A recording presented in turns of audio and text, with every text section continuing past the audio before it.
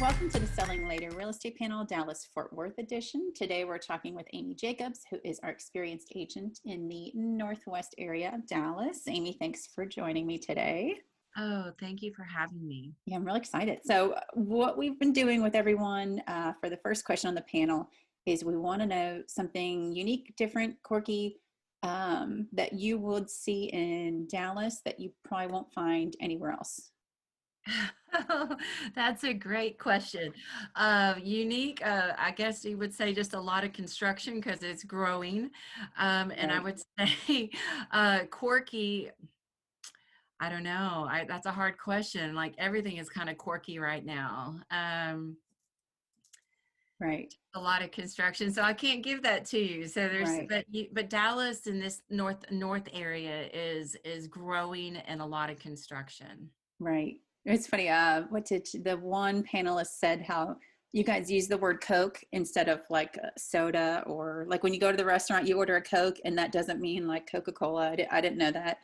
I'm from the I think pop that's a, I, region. I think that's a northern thing. I say Coke. Upstate, some of them say pop. Yeah, well, I say Uh, pop. Yeah. But the person in Dallas, she's like, when you go out, you order a Coke. And that doesn't mean like a Coca-Cola. It could mean like a Dr. Pepper. It could mean, I'm like, I didn't know that. So that, oh, see, Coke is a Coca-Cola. Dr. okay, good. Pepper is Dr. Pepper. Okay. I was like, well, how does that work in the restaurant if they don't know what you want? But now I feel better. And maybe she's the only one. I Um, think I oh, go think ahead. the nomads, or however you want to say it, I'm from the north, so I will say y'all and you guys. That's quirky, all in one sentence, and people will look at me and they'll say, "Where are you from?" And I'm like, "Oh, I'm Yeah. up north, but now I have a Texan accent." So where did you grow up and how did you get to Texas? I grew up actually most of my life in Dallas since I was 12. Okay. So I was born upstate New York in where Corning Glass works. We all eat and drink from the Corning ware. My whole family worked and retired from Corning Glass. And so my mom, through marriage and military, I ended up here in Dallas since I was 12. So San Antonio, Killeen, some small Texas places, and then Dallas. My mom went to work for Mary Kay Corporate, and ever since then, we've been here, and she's retired, and I've grown up pretty much all over the Metroplex. Right. Well, that's great. And so where are you living now within the Dallas area? I live in Plano, Okay. so a little bit of suburbia, if you will, mostly families and just families because of the schools. The schools are so great here. Right. And then supporting local businesses, because we used to write articles about cities and talk about great places to eat. But now it's really hard because I never know, like, are you still open? Like, are you only doing takeout? Like, it's just too much effort to figure out who's still operating. And so we're asking our panelists, your favorite places to eat coffee or places you would like to go again when things are a little bit more back to normal. You know, for me, to be honest, I would love to go to a concert. I Yes. am a music person. You ask me for a concert, I'm in. Yeah. You want to go someplace? I'm in. I'm your girl. Um, for real, that's the one thing that I just want to do is just go sing out loud and have a fun time with all of my friends, Right. like the whole crowd, those are my friends. Right. That's the one thing for me. I would say for Plano area, the best place I think to eat is, and most places are open. So Whiskey Cake is really good. It's really a healthy kind of Ooh. place, organic. Okay. Uh, 60 Vines is for, they have great cheese boards and a great wine. So for your wine enthusiasts and your cheese board people, that's a great place to have a $40 glass of wine. Right. Um, and then there's another place that's in Plano. It's called Legacy West. And Legacy West is a shopping and eating area. So you can shop Peloton, Victoria, Tesla, and then all of the restaurants are just maybe at 50, 75%. Legacy Hall is a part of Legacy West. And in Legacy Hall, there's about 100 different small restaurants that are unique, you know, Velvet Taco, different little coffee places that are in there. So it's opening and functioning. So that really helps people get out, to be able just to get out a little bit.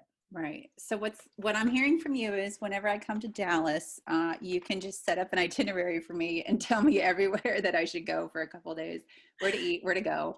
Yep. I feel like you know the whole area so well. You know, and in looking at that, the housing market everywhere else is pretty crazy. So I'm assuming it's probably similar in the Dallas area, north of Dallas. It is. I'm currently working with a couple buyers right now, and finding homes that are on the market without being able to write an offer $10,000 or $15,000 over list price is that's the going thing. Right. And it's a hurry up and let's go put an offer on a home. Let's go look at it and let's go put an offer on it. Do you love it? Yes, no, let's go. Okay, next one. And we go, and it's hard. And to perfect example, there's a house across the street from me. It just came on the market. It's not even on the MLS yet. I called the agent and I was like, "What are you listing it for?" 444 440 444.9. Mhm. A beautiful remodeled home, and it'll be gone. It'll be under contract by Monday. Right. And I just can't imagine, you know, from a home buyer being in this position, how you have to jump quickly. Like even if you're, you know, taking off from work, and then you look at all of the agents that are helping these home buyers, it's probably just like a never ending, quick, quick paced, quick turns. You have to go now. It is, and for me, I'm so transparent. I'm like, oh my gosh, this is 425 or whatever the number is, and you call and you're like, hey, is there any offers? And before you can even say that, they're like, I've got multiple offers. Come in with your highest and best.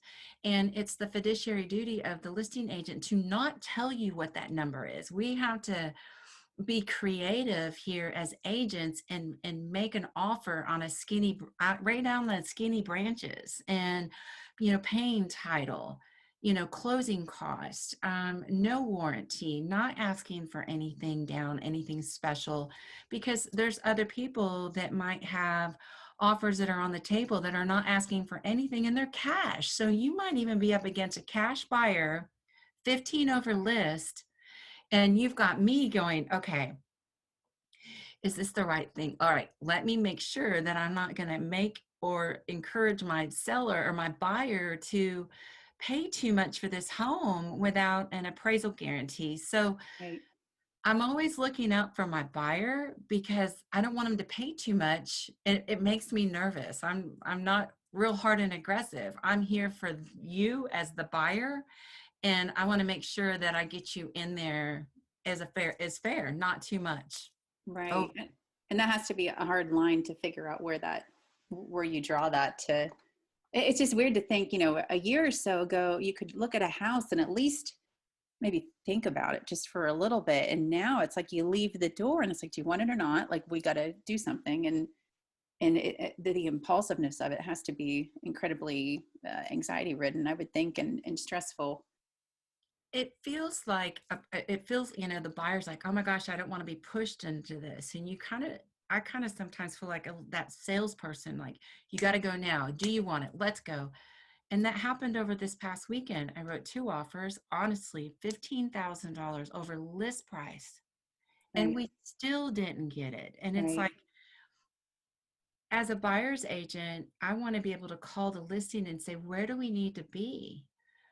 And the last thing I want to hear is someone say, well, you need to come in swinging because I have multiple offers. And, so I care about my clients and I want to provide the best service that I can for them. Right. And so writing an offer $15,000 over max, it's, Yeah, it's hard to swallow, I'm sure. yeah. And having sometimes having a local lender is a great position to be in, because they're easy to reach. Some of them, my lender is, and that are communicative with the listing agent if they call. So I always try to set my clients up to win by having these things ready to go.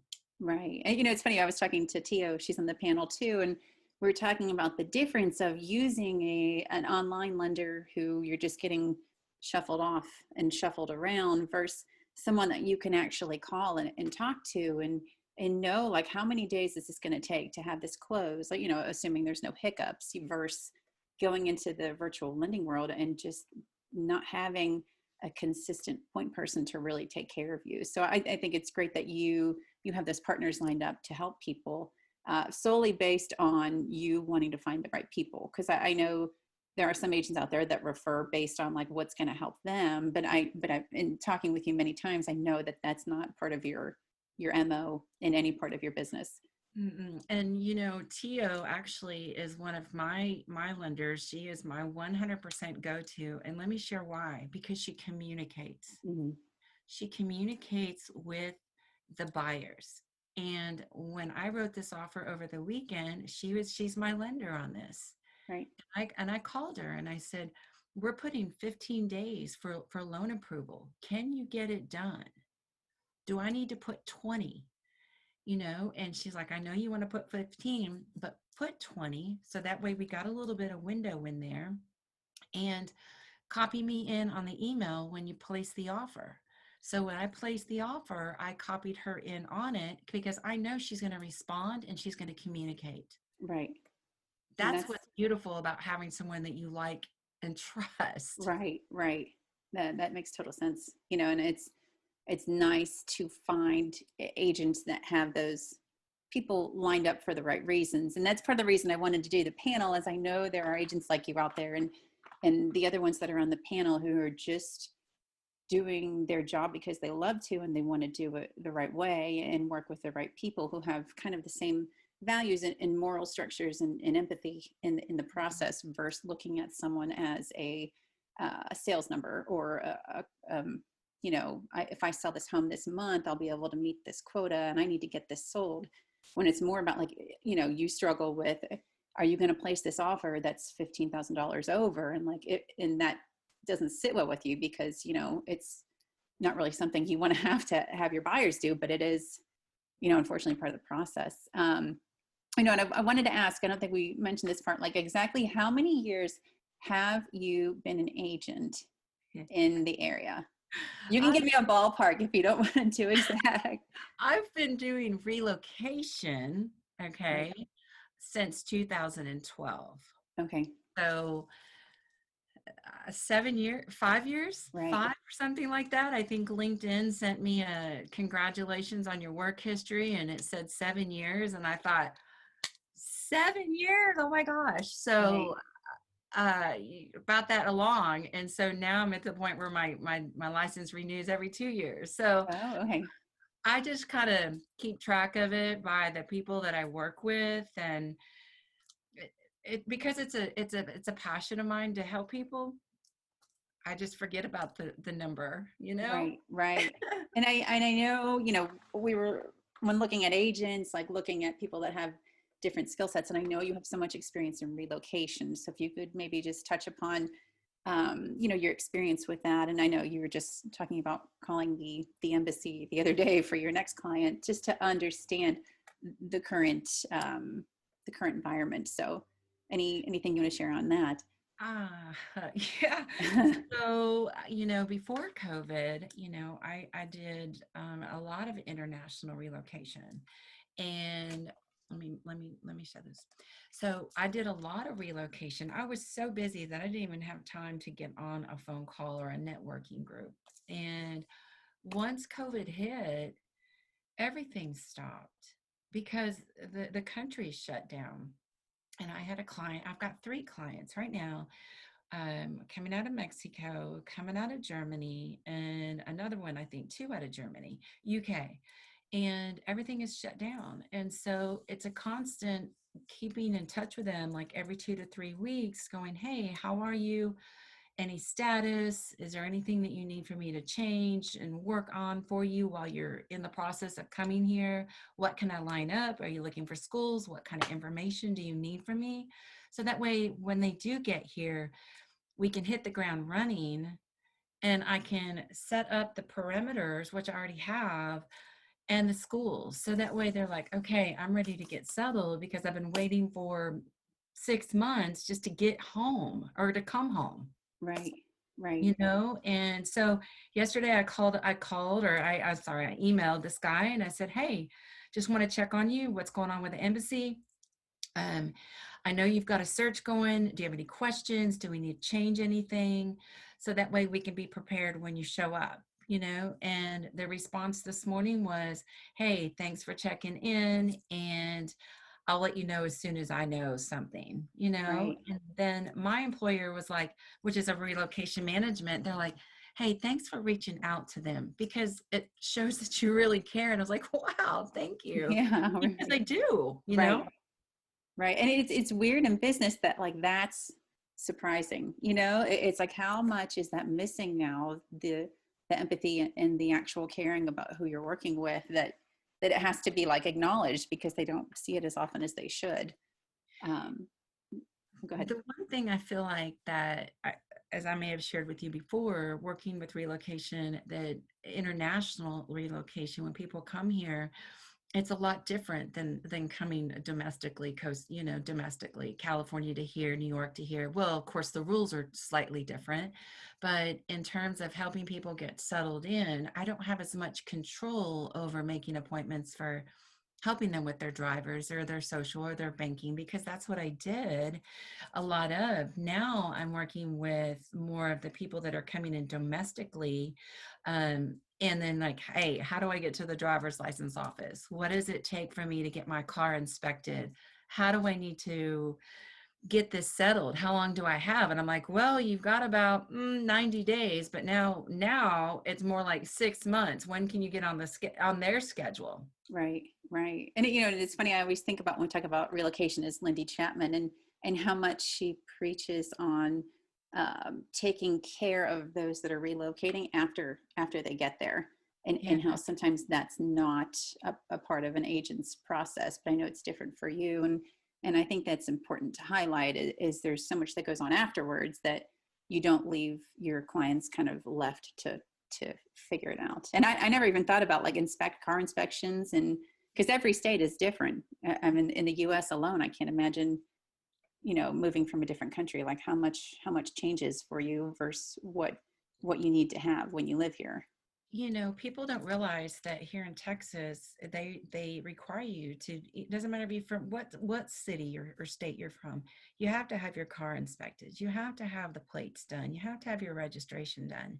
You have to have all this residency stuff. And even the people that just came here from Louisiana a few weeks ago, I sent them a long email like, here's what you need to do to go get your driver's license or your Mm, Texas driver's license. And it was a long email. And I thought, this is crazy. But I'd rather set you up for a win so you don't hurry up and wait and then get there and find out that you're missing pieces of information to actually get your driver's license done that day. So right, I like to prepare people, and it doesn't matter if you're international or local. I'm going to be here and I'm going to give you the information that you need and help you out. I want to add one thing that's been yeah, really cool. I'm working with a buyer now, and we're looking at homes all over the place in Plano, Allen, Frisco. And while we're buying, I'm like, oh, this is a good school.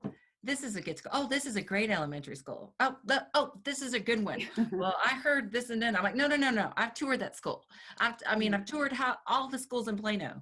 You're like, and I was like, I know that sounds weird. We're not looking for schools, but I'm looking at like, okay, down the road, if you're going to sell your house, maybe you only live there for 3 years, you relo again or something, or you move and you're in a crappy school district or you backed up to a road or a tower or power lines. I'm like, oh no, you can't do that. No, no, no, no. right, right, Because I want to be that guide. So when they come back to me, if they come back to me, hopefully, I will be able to say, okay, boom, we can sell this house for a great price because we're in a good school district, we're in a great neighborhood. And that's right, it. I think if you have somebody who doesn't care about the school, they're not thinking about that in the long run. And a lot of right, people move to Plano and Allen and Frisco and these North Dallas areas is because they know the schools are good, and they just need someone to say, "Oh, you've been in that school." I'm like, I love the children more than I love the staff. Yeah. So they're like, "Hi." Aw. Are you guys on a first name basis? Or Mrs. Jacobs? Exactly. Oh, that's Yeah. so funny. So that's Yeah, something that I really care about too. right. And I think that doesn't come up a lot when, especially a first time home buyer. And if you don't have kids, that you don't think about that, or unless somebody explains it to you, the impact of where you're buying, you're just kind of looking at like the next five, or like what fits you now versus like what happens when you have two kids and they are ready to go to kindergarten. Like, where are they going to go? Are you going to, if you're not in a great area, like, do you want to pay for private school? And if not, like, you need to think ahead of time versus your current needs. Yeah, yeah, that's really true. That's why, when people, again, whether it's domestically or internationally, my first question to a family is choose the school, find the home, Mhm. because you can't move the home into the school that you want. So that's why I toured so many schools with families, is because we're looking for the school that matches what their needs are for their children, and then. So that's important. And then if you're young and they were like, oh, I want to be like walkable. I have a lady coming in. She's young. She travels. She's going to be all over Dallas. And she's like, I don't know where I want to live. Do I lease? Do I rent? And I want to say, I think it's important, or lease, rent, or purchase. And I said to her, I said, I would love to tell you to purchase because the interest rates are great right Mhm. now. And she wants a townhome, and she wants to live where there's young community. And so two pieces to that. One, uptown down in Dallas is a great place, a lot of young business professionals, and you can lease, rent, buy down there, and it's a great area. And I usually say, do you want to live at the party or do you want to go to the party? Mhm. True. And they're like, well, I don't want to be at the party, but I want to go to it. I'm like, okay, well, maybe let's consider changing, our peripherals, or our perimeters. And they're like, wow, thanks. And I'm like, hey, I'm young. I like to have fun. I like to go. I don't want to live at the party, but I want to go. Right, right. It doesn't need to Right. be outside my door, but I can take an Right. Uber there. I'd be happy. Exactly. And then, it comes back around going, okay, well, do I rent? And I'm like, I would love to be, again, it's not about the money for me, especially for her. I'm not going to say, hey, move over here to Legacy West when she's going to work in Fort Worth, 48 minutes away. Right. I think she should really rent for 6 months, and then let's hit it hard and let's do a couple tours together so that you Mhm. can see the areas, and then we know where to put you for long term. Right. You Especially when you're not from here. I think, that's a key piece, and that's anywhere, right? Like you read about places and you're like, oh, this sounds like a fun place to live. But like until you're in there and walking to the shops, or being there after midnight to hear like what it's like outside, if you're near the party, like, is that going to drive you nuts that you thought would be fun, but it's really more of a nuisance than what you planned. Sometimes I ask people, you can kind of tell by personality, some of them, and they're like, I want to be where the party's at. But I'm like, I'll ask them, I'll just kind of in communication, and I'll say, do you like to read? Are you a quiet person? And they'll be like, yes, I read. I don't really go out a lot, but I want to be where everything's walkable. I'm like, well, if we're going to put you in this building, I think we need to put you on the end, on the corner. Yeah. That way you're on the end unit, you're on the top. You don't want to hear anybody above you. So I'm trying to make sure that at the end of the day, when they move in and they're 6 months down the road, they have someone that's said, I really wish she would have told me about that. Hmm. Instead of just looking for the first place for them to go move into, just to hurry up and get them off the plate and move on to the next one. Right. I want them to really be like, wow, I'm glad you told me that, because I would have never known. Right. Yeah, that makes total sense. And as I was just saying what time it was, I wanted to land on just one more question. When finding a good agent in Dallas, what do you think is the most important thing to ask? What area you're most familiar with, you know? if I live in Dallas and I know all of the Dallas areas, Plano, Frisco, Richardson, University Park, North Dallas, Carrollton, Louisville, those are areas that I've been in. So if you've got someone who lives in Carrollton or in this North Dallas area and they don't spend a lot of time in Fort Worth, it makes it a little challenge. The MLS can guide you to look at houses. We can look at houses, but if someone says, "Oh, hey, where's this?" I'm not going to be that. Like Right. you want to have someone who has patience and who understands that you're trying to find some place that's going to be comfortable for you and your family. Right. And it's funny when I was going through the panel and who to ask and who to put where, some people it's like, well, I'll take this section and then I'll go. I mean, it's all online. You can easily go to realtor.com and see their history of like homes they've helped buy or sell. Mhm. And I'm like, you haven't sold any, you have never like you haven't done any activity over here yet. I know you probably want to be there because it's probably a better area and easier to sell, but like you have no experience there. Like, and you're right. That's a big piece that I think consumers miss is like, great, they've lived in Dallas, but Dallas is ginormous. So like, where have you actually spent time? Like, where do you live? Where have you helped sell and buy? And it's just a conversation that probably doesn't come up as much as it should. It doesn't, and there's two sides to it. I may have a good friend that lives in Flower Mound. Mhm. And I know Flower Mound is a huge area. It's huge out there now. There's no more country. It's all homes and it's all builds. And you've got a good friend who lives out there and may say, "Hey, I want you to list my house." Okay, we can list it. But what ends up happening in that, even though you don't live out there and you don't may not spend a lot of time out there, as an agent, we become familiar. Mhm. And that's how we start to learn new areas is because we're familiar. We're there all the time. Right. And so, that's totally cool. And then buying, because I think agents ebb and flow. But I think teeing everybody up for a certain area of what might serve them best is important. Mhm. My best friend asked me to list her house in Arlington. And so now I know all of the streets in Arlington. I Right. know a lot of people in Arlington.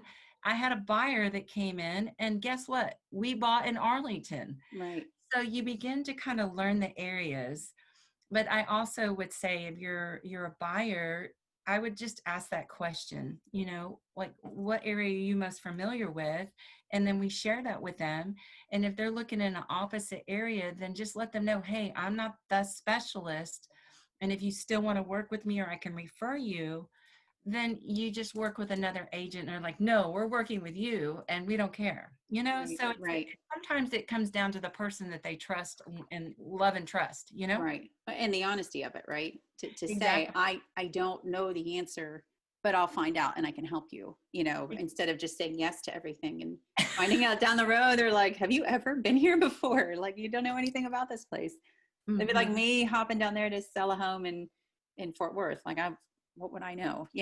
So having that, at least some experience in the area, I think you're right. It's very important. One example of that is I had a family that came in, a young couple that came in and they wanted to be in Fort Worth and they wanted all these different areas. And I was like, okay, let's do it. But when I got out there, it's very transparent. I was like, listen, I don't even know where I am. I know sort of where I am. And I'm going to have to GPS myself home. But I just want you to know if you're like, hey, where's the supermarket or the grocery store or the mall? I'm not going to be able to say, oh, it's right down the street and boom, go there. Right. So I'm transparent with people when they come in that this is where I'm at, Yeah, what that's I great. know. And then, so for anyone that has a question about the area you're buying or selling, because your email and your phone number will be on the panel, like, do you have a preference of how you like to communicate more? Is it I like, text? Is it no, texting? No? Oh, no, I was I'm going to guess not. texting. You're so I good with all text, your filters and your texts. I text, but I think that communicating, I don't want to kick myself in the foot. I'm not that, if there's a young person and they prefer to communicate via text, then I'll flow with them. Mhm. If they call me, I'm going to answer. Right. If they email me, then great. I think full disclosure, communication, verbal communication is important, especially when you're going through some serious details in terms of Right. moving. But if someone texts me from Los Angeles and say, hey, I'm thinking about moving to Plano, can you give me a quick list of 5 schools that you like in Plano? I'm going to text them back. Right. Han, Right. Skaggs, Andrews, Bryce, Right. I'm going to give that to them, and I'm going to flow however they flow. Right. That's great. Well, thank you so much for your time. We're so excited to have you on here, and Thank you. looking forward to sharing more about you, and for me, learning more about Dallas, because every day I feel like I learned something new about this ginormous city that I still can't wrap my head around how big it is, but I'll get there at some point.